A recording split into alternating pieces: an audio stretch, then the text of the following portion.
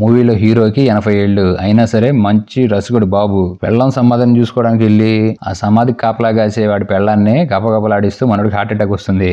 అయితే ఇతనికి ఆస్తులు ఎక్కువ ఉండటం వల్ల భార్య పిల్లలు లేకపోవడంతో మేనల్లు ముగ్గురు ఉంటారు. వాళ్ళు ఆస్తి కొట్టేద్దామని చాలా ట్రై చేస్తూ నేచురల్ డెత్ గా క్రియేట్ చేయడానికి ఓ మంచి పెట్టుపెట్టాడే నర్సుని తీసుకొచ్చి నర్సుని గపగపలాడించామంటే అలా హార్ట్ అటాక్ వచ్చి చచ్చిపోతే ఆస్తి మొత్తం ఈ మేనల్లుకి వచ్చిందని ప్లాన్ వేస్తారు. అక్కడి నుంచి హీరో గారు లేచి కూర్చుంటే అదిరిపోయే ట్విస్ట్ మూవీలో. అదేంటో తెలుసుకోవడానికి వీడియో లైక్ చేసి వెంటనే మా ఛానల్ సబ్స్క్రైబ్ చేసుకోండి. మూవీ ఓపెనింగ్ లోనే మన హీరో ముసలాన్ని చూపిస్తూ ఉంటారు. బెడ్ మీద కొట్టుకుంటూ ఉంటాడు. తన కోసం తన మేనల్లుడు వచ్చి ఏంటి ఏమైందని కనుక్కుంటే తన భార్య సమాధి దగ్గరికి వారానికి 3 సార్లు పూలు తీసుకొచ్చి పెట్టడానికి వచ్చి ఆ శ్మశానం వాచ్మెన్ భార్యనే వాచ్మెన్ లేని టైంలో గబగబలు ఆడిస్తూ ఉంటాడు. అలా ఒకరోజు ఊపి ఎక్కువైపోయి హార్ట్ అటాక్ వస్తుంది. ఇప్పుడు ప్రెసెంట్ సిచ్యువేషన్ లో ఆ హార్ట్ అటాక్ లో ఉన్నాడు. ఈ మేనలందరూ హీరోని హాస్పిటల్లో చేర్చి తన ఆస్తిని ఎలాగైనా కొట్టేయాలని ప్లాన్ లో ఉన్నారు. అయితే ఆస్తిని అడిగితే ఇవ్వడని వీళ్ళు తెలివిగా ఫ్యామిలీ మొత్తం గుమ్మగుడి ఏం చేస్తారంటే హీరో ఎటు చనిపోయే స్టేజ్ లో ఉన్నాడు, మళ్ళీ బతికి రికవరీ వస్తే మనకి ఆస్తి దక్కదు, సో ఒక అందమైన నర్సుని తీసుకొచ్చి పెడదాం, దానికి జరిగింది మొత్తం చెప్పి మనం చెప్పినట్టు చేయమందాం, హీరోకి మంచి ఊపి తెప్పించేసి దెబ్బేసే టైం హార్ట్ అటాక్ వచ్చి చచ్చిపోయేలా చెయ్యి, నీ అందంతో హీరోకి పిచ్చెక్కించి నీతో దెబ్బల కార్యక్రమం స్టార్ట్ చేసే టైం దాకా తీసుకురా, అంతే ఆడికి ఊపి రాగానే హార్ట్ అటాక్ వచ్చి చచ్చిపోతాడు, ఆస్తి మొత్తం మాదైపోయిద్దని పక్కా ప్లాన్ వేసుకొని ఈ హీరోకి మేనల్లుడు ఒకడు ఉంటాడు. అతనికి ఒక నర్స్ తెలుసని ఒక హాస్పిటల్కి వెళ్తాడు. ఈ హాస్పిటల్లో లివ్యా అనే నర్స్ ఉంటుంది. ఈ పాప ఈ మూవీలో హీరోయిన్. ఆల్రెడీ ఆ హాస్పిటల్లో ప్రతి ఒక్కరు ఈ పాపను తలుచుకోకుండా హాస్పిటల్ నుంచి బయటకు వెళ్ళాడు. అంత అందగత్తె. ఇది మేనల్లుడు గడు ఆల్రెడీ ఈ పాపతో మంచి ఊపు ఉంది. గతంలో యాక్సిడెంట్ అయిపోయినప్పుడు వాడికి ఈ పాప బాగా సేవలు చేసింది. పైన లోపల కింద వెనక ముందు అన్ని. ఇప్పుడు ఫస్ట్ టైం వచ్చాడుగా మళ్ళీ ఒకసారి రౌండ్ వేసుకొని విషయం మొత్తం చెప్పి ఇంటికి తీసుకెళ్తాడు. అసలు ఈ పాప రాగానే ఇంట్లో ముసలోడికి పడుచోడికి అందరి నోట్లోంచి గారిపోతూ ఉంటుంది. అంత అందంగా ఉంటుంది. ఇక ఆ పాపను తీసుకెళ్లి ఇదిగో ఇతనే నేను చెప్పిన వ్యక్తి, ఇతనికి నువ్వు నర్సుగా ఉండాలి. ఇక ఫ్యామిలీ మెంబర్స్ అందరినీ బయటికి పంపించేసి ఈ నర్సు ట్రీట్మెంట్ స్టార్ట్ చేస్తుంది. ఇక ఎప్పుడైతే ట్రీట్మెంట్ స్టార్ట్ చేసిందో ఈ ముసలోడు ఇక స్పృహలోకి వచ్చి రావటంతోనే పాప బ్యాక్ పగిలిపోయేలాగా ఒకటి ఇస్తాడు. ఇక ఆ తర్వాత ఏదైనా చేద్దాం అనుకున్న టైంకి ట్రాయ్ అనే కుర్రోడు వస్తాడు. ఈ మేనల్లుడికి ఒక కొడుకు. ఆడొచ్చి తాతయ్య నీ ఆరోగ్యం ఎలా ఉందని అడిగితే చెత్తదవా కరెక్ట్ టైంకి వచ్చావని చెప్పి హీరోని తిట్టుకుంటూ ఉంటాడు. ఈ నర్సు వాడికేం తెలుసు పాపం వాడు చిన్నపిల్లోడు ఎంత బాధపడ్డాడో బొడ్డోడు ఓదార్దామని హీరోయిన్ తన రూమ్ లోకి తీసుకెళ్తుంది.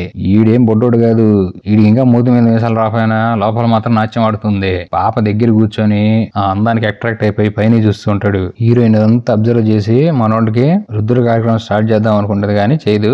నెక్స్ట్ డే ఈ పాప ఎంత ఓపెన్ మైండెడ్ వెళ్ళి స్విమ్మింగ్ పూల్ లో స్నానం చేస్తూ ఉంటుంది. రాయిగడ్ టిమటిమలు ఆడుతూ చెట్టు సందుల నుంచి తొంగి చూస్తూ ఉంటాడు. ఈ పాప కావాలనే ఒంటి మీద బట్టలు లేకుండా ఈతేస్తూ ఉంటుంది. ఇంట్లో మిగతా వాళ్ళు ఉన్నారు కదా, వాడు ఒకడేమో మిలిటరీ ఆట ఆడుకుంటూ అటు స్విమ్మింగ్ పూల్ వైపు పరిగెత్తుకుంటూ వెళ్ళి ఒక్కసారిగా ఈ పాపను అలా చూసేసరికి షాక్ తిని మనోడు స్విమ్మింగ్ పూల్ లో పడిపోతాడు.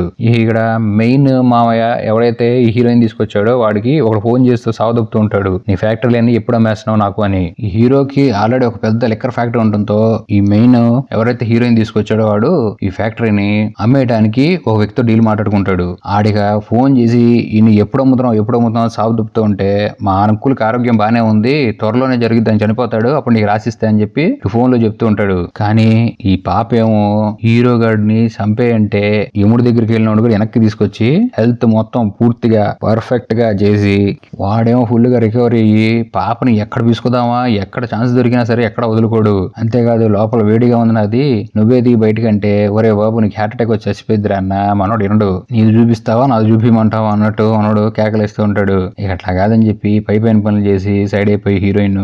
అయితే ఈ ఇంట్లో వాళ్ళ ప్రెజర్ మాత్రం ఎక్కువైపోతూ ఉంటుంది. ఈ నర్సుని తెగ తిడుతూ ఉంటారు. ఎప్పుడు ఇంకా చేసేది తొందరగా కానిచ్చు, ఆస్తి మొత్తం మాకు అయిపోవాలని చెప్పి హీరోయిన్ తిడుతూ ఉంటారు. కానీ ఇక్కడ హీరోయిన్ మాత్రం హీరో గాడికి మంచిగా ట్రీట్మెంట్ చేస్తూ హీరో మాటలు వింటూ కూడా ఉంటుంది.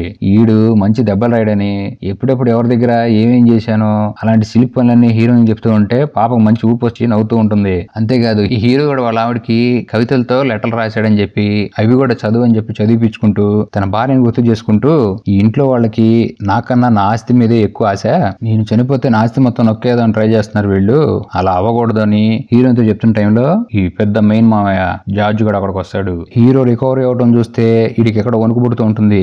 అయితే ఈ రాయగాడు మంచి ఏమో ఆడుతూ నర్సు పాపను ఏదో చేద్దామని ఎత్తుక్కుంటుంటే ఎడ కనపడదు. వాళ్ళ అమ్మని అడిగితే ఏమోరా నాకు తెలియదంటే వీడు ఎత్తుక్కుంటూ ఇంటి రూఫ్ పైకి వెళ్తాడు. అక్కడ ఈ జార్జ్ గడు హీరోయిన్ హీరోయిన్ కి దెబ్బలు వేసుకుంటూ వాళ్ళ మావయ్య ఎప్పుడైతే చచ్చిపోతాడో అప్పుడు ప్రశాంతంగా ఉండిద్ది అన్న మాటలు ఈ రాయగడ వినేస్తాడు.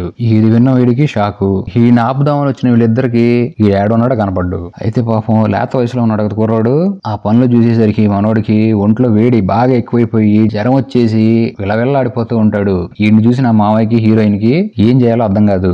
ఈ భయంతో వీళ్ళు కారులో వెళ్తూ ఈ మావయ్య గడేమో తెగ భయపడిపోతూ ఉంటాడు. ఈ రాయి రికవరీ అయ్యి ఈ నిజాన్ని వాళ్ళ మావయ్యకి ఎలా చెప్పేస్తాడని. దానికి నర్సు పాప నువ్వేం భయపడమాక, ఈ రాయి ఎప్పుడైతే రికవరీ అవుతాడో వాడి సంగతి నేను చూసుకుంటా అని చెప్పి ఇటు రికవరీ అయిపోయిన తర్వాత హీరోయిన్ ఆడి దగ్గరికి వచ్చి కూర్చొని ఈ పాప చెప్పే మాటలు అసలు ఒక్కడు కూడా వినడు. ఒరే కాదురా అట్లా కాదురా అన్నా సరే అసలు పట్టించుకోడు. రాత్రి అందరూ కలిసి టీవీ చూస్తున్న టైంలో ఈ రాయిగాడితో మాట్లాడదామని ట్రై చేస్తే వాడేం పట్టించుకోడు. హీరోయిన్ పాప తొడల మీద చేతులు వేస్తూ వాడికి చెమటలు పట్టించేస్తుంటుంది. రాత్రి ఒక్కడే రూమ్ లో ఉన్నప్పుడు వద్దు పో అన్నా కూడా ఈ పాప లోపలికి వస్తుంది. నువ్వు అసలు ఏం మాట్లాడద్దు, నువ్వు చెడ్డదానివి పో అని రాయిగాడు తిడుతూ ఉంటే నేను చెప్పేది విను, ఆ జార్జ్ మీ తాతని చంపడానికి నన్ను తీసుకొచ్చాడు, నేను కాకపోతే వేరే వాళ్ళకైనా అప్పచెప్తాడు ఈ పని, సో నేను మీ తాతయ్య ప్రాణాలు కాపాడడానికి ఇక్కడికి వచ్చానని చెప్పి పాప పైన తీసేసి మనం రుద్దుతో స్టార్ట్ చేస్తుంది. బాగా అర్థమయ్యేటట్టు చెప్పి మీ తాతకి ఏం అవదు నేను జాగ్రత్తగా చూసుకుంటా అని చెప్పి బయటకు వస్తుంది. ఇక నెక్స్ట్ డే ఇదే విషయం వచ్చి ఆ జార్జ్ గడికి చెప్పి అంత లైన్ సెట్ అయిపోయింది నేను చూసుకుంటా అని చెప్తుంది. ఇక ఆ తర్వాత రోజు ఈ విలియం పూర్తిగా సెట్ అయిపోయి బయట అలా వాకింగ్ కోసం ఈ నర్స్ పాపను తీసుకుని ఒక పార్క్ వస్తాడు. అక్కడ పాప వంగుంటే పాప పైన విసుకుదామని ట్రై చేస్తాడు మనోడు. ఈ ముసలోడా కంట్రోల్, నువ్వు ఇట్లా చేసావంటే మళ్ళీ నీకు హార్ట్ అటాక్ వచ్చి పోతావరా అని చెప్తుంది.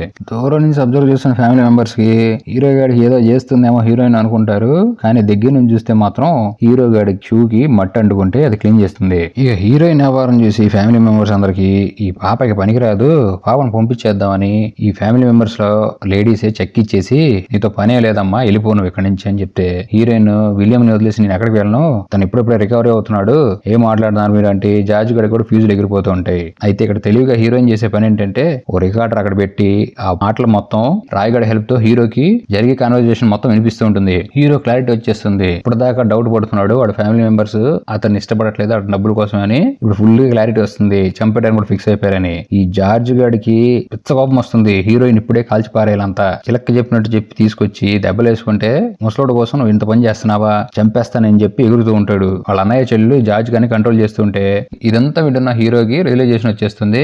ఏ మాత్రం లేట్ చేయకుండా అసలు మీ ఇంట్లో ఉండే హక్కే లేదరా పోండి బయటికి అని చెప్పి బయటికి తీసేసి ఈ రాయిగాడిని ఉంచుకుందాం అనుకుంటే వీడు అమ్మా నాన్న లేకుండా ఉండటం కుదరదని చెప్పి చాలా బాధతో వాళ్ళ తాతయ్య జాగ్రత్త అని చెప్పి వెళ్ళిపోతాడు. ఇక హీరోయిన్ నమ్మకాన్ని చూసి ఈ పాప మనకి సెట్ అయిపోయింది అని చెప్పి పాపను ఎలాగైనా పెళ్లి చేసుకోవాలని మంచి రొమాంటిక్ హనీమూన్ స్పాట్ కి తీసుకెళ్లిపోయి మంచి మంచి ప్లేసులకు తిప్పుతూ టేస్టీ ఫుడ్ పెడుతూ కొలెస్ట్రాల్ ఎక్కువ ఉన్న ఫుడ్ ఆర్డర్ ఇస్తే హీరోయిన్ పాప వద్దు అది తింటే నీకు హార్ట్ ప్రాబ్లం వస్తుంది నువ్వు జాగ్రత్తగా ఉండాలని చెప్పి ఆ ఫుడ్ ను కూడా క్యాన్సిల్ చేయడంతో ఇక మనోడు పడిపోతాడు. ఆస్తి మొత్తం నీకే చెందాలని ఆస్తి రాసిస్తాడు. రూమ్ కూడా తీసుకుంటారు. ఆ రూమ్ లో 2 బెడ్లు సెపరేట్ గా ఉంటాయి. ఎందుకంటే హీరో గాడు మళ్ళీ టెంప్ట్ హీరోయిన్ దగ్గరికి వస్తే హార్ట్ అటాక్ ప్రాబ్లం వచ్చిందని 2 బెడ్లు సెపరేట్ గా తీసుకుని హీరో ఒక బెడ్ మీద హీరోయిన్ ఒక బెడ్ మీద పడుకుంటారు. అయితే ఇలా నిద్రపోతూ మధ్యరాత్రిలో హీరోయిన్ పాప ఒంటి మీద బట్టలు ఏమి వేసుకోకుండా అటు ఇటు తిరుగుతూ మనోడికి ఎక్స్పోజింగ్ చేస్తూ ఉంటే ముసలోడైన లోపల నుంచి వేడి బుట్టి చెమటలు కక్కుతూ గాలాడక ఆపుకోలేని ఆవేశంతో హీరోయిన్ మీదకి ఎక్కేసి ధనాలు ఆడిస్తూ ఉంటే హార్ట్ ప్రెషర్ ఎక్కువైపోయి టుపుక్ అయిపోయాడు. ఆ బీపీ కాస్త పగిలిపోయేంత స్టేజ్కి వెళ్ళిపోయి హార్ట్ ఒక్కసారి స్ట్రోక్ రావడంతో చచ్చిపోతాడు. ఇంకేముంది ఆస్తి మొత్తం హీరోయిన్ పేరు మీద వచ్చేసింది. హీరోయిన్ మాస్టర్ ప్లాన్ ఇదే, హీరోయిన్ చంపేసి ఆస్తి మొత్తం కొట్టేయాలని. ఏదో ఊళ్ళో వాళ్ళకి కవరింగ్ చేయాలన్నట్టుగా హీరో సమాధికి పూలు పెడుతూ ఆస్తిని ఎంజాయ్ చేస్తూ చూపించడంతో మూవీ ఎండ్ అయిపోతుంది.